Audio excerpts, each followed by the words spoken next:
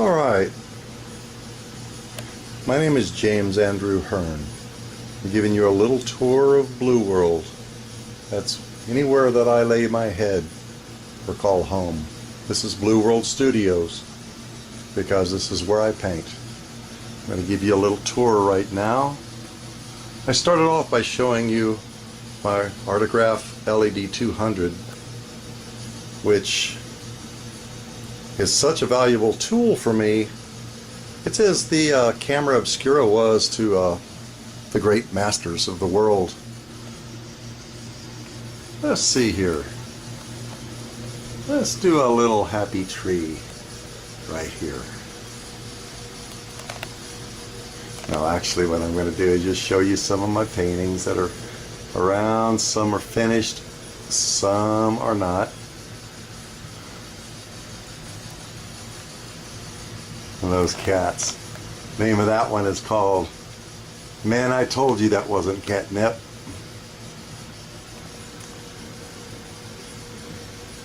This is the top of my fireplace. It's just fake, but it's got a lot of my mediums and a lot of my experiments that I use. I mix and conjure up all kinds of stuff. Looking down, I've got spaghetti, I've got brushes, I've got more brushes. What have we here? More brushes, and more brushes, and more brushes. And if you look under here, different types of brushes. You just cannot be an artist without lots of brushes. They're your best friend. Up on my shelves, I've got plenty of bottles for glazing and mixing my concoctions. That's one of my early paintings right there.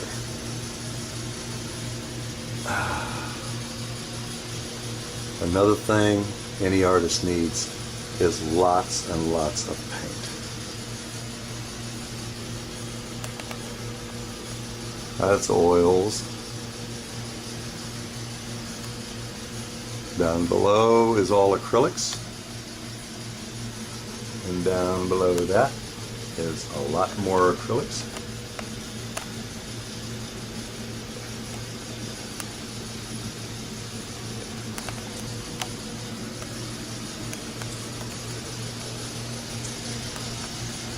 This is a place that I've built where I'm storing a lot of paintings, although now I had to have a climate controlled room that is holding about 100 of my paintings. Behind my main easel, of course, are reference books of the great masters, paintings, painters. Now, here's some examples of using the LED 200 projector. You don't suddenly magically project an image and think that you're going to be Michelangelo. It's not tracing. What it is, it gives you reference. It saves you time.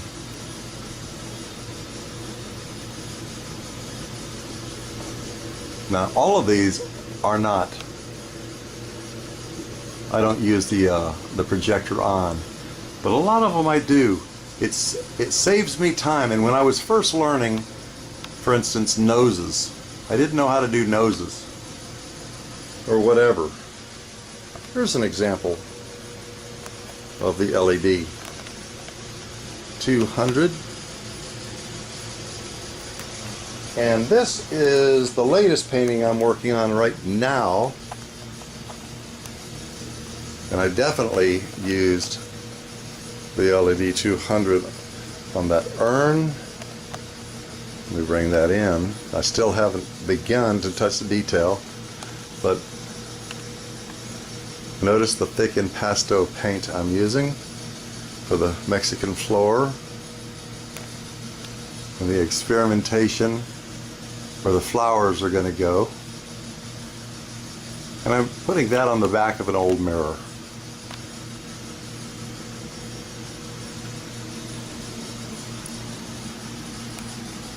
Of course, that's my computer screen. This is my big screen TV and my desk.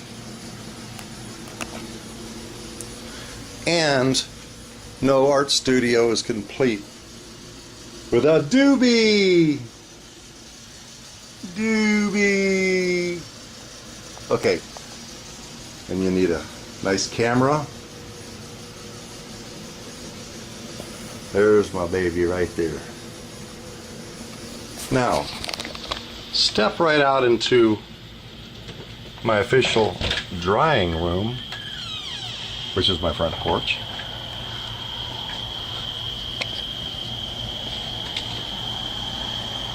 And here I'm drying some paintings. I use the LED 200 on this from a photograph I took from my phone. I've changed it a lot, but this gave me all the proportions. Now this I did freehand. It's using several different versions of cave art that I found. This is some of my experimental glazing.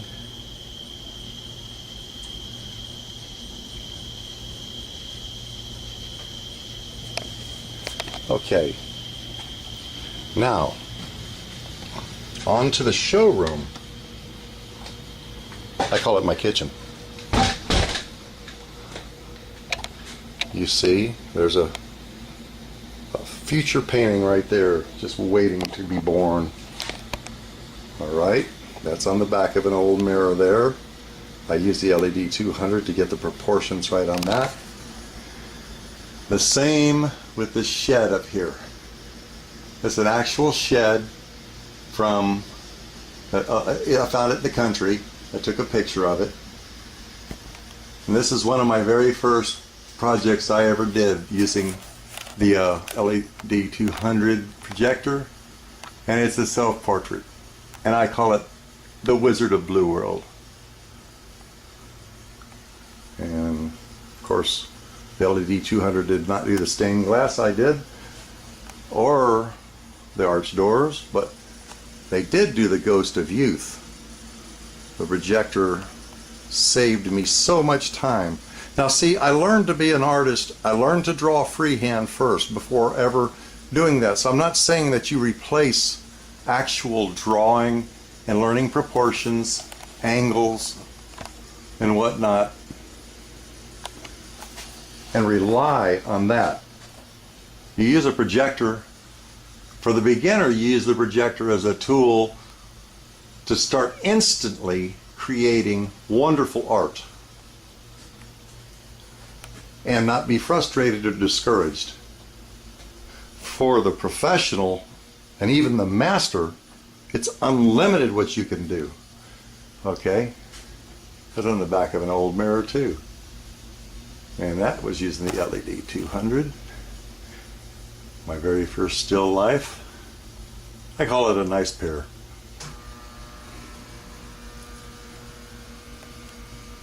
Okay, now we're going to step into the glazing room. I call my hallway. I do a lot of glazing. Some people are lazing on a Sunday afternoon. I glaze on a Sunday afternoon. This is part of the Sometimes They Float series, as is this. Now, as you can see, you don't need a projector for this type of thing, but you do need a lot of impasto or thickness. Now, here's something else that you need. You need a stash of a lot of paint. Take advantage of sales when you've got the money, because when you don't have the money, you want to have the tools of the trade. All right. I call this hunger. I used the LED 200 on this and changed it.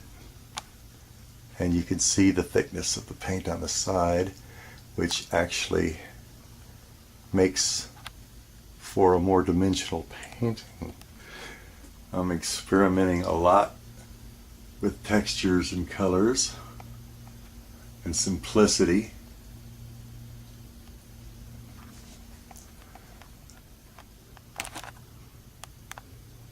I use the LED 200 on this.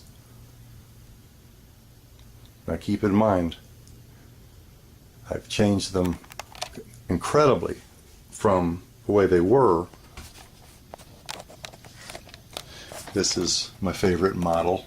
Her name is Erica, and the series is called Something About Erica. You saw her earlier standing there all cocky, and you can see the thickened pastel paint in the color, but the black and white is very flat. And that's called Bright Eyes. As seen on TV, you just plug him in and he floats and glows. He's a nightlight. Now I use the LED 200 on this, a picture that I took standing up in the forest.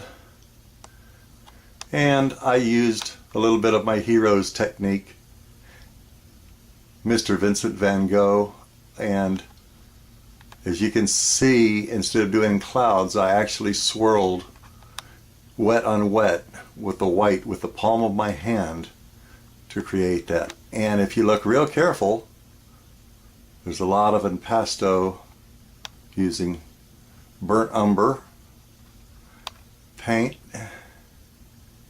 It's the gift that keeps giving. Here's another Sometimes They Float right here.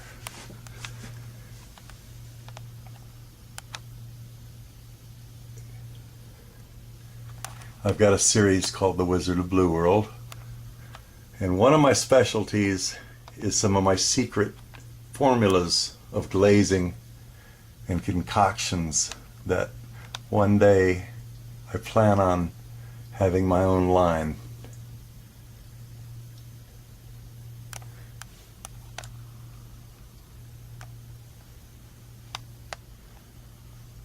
That's called Who Made Who, and the canvas is actually painting the Wizard of Blueworld, which is a fictional character of me in cartoon form, which I am having a super blast with because there's no rules, because I'm making them up as I go. I'm experimenting with textures, like I said.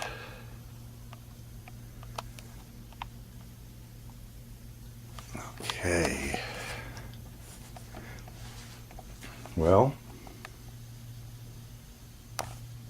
that about concludes the tour, and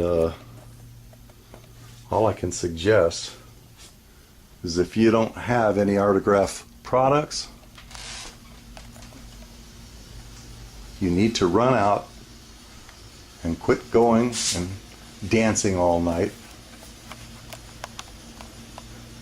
and quit buying all that junk food and get yourself some nice Artograph products, because they're tools that will make you a fantastic artist.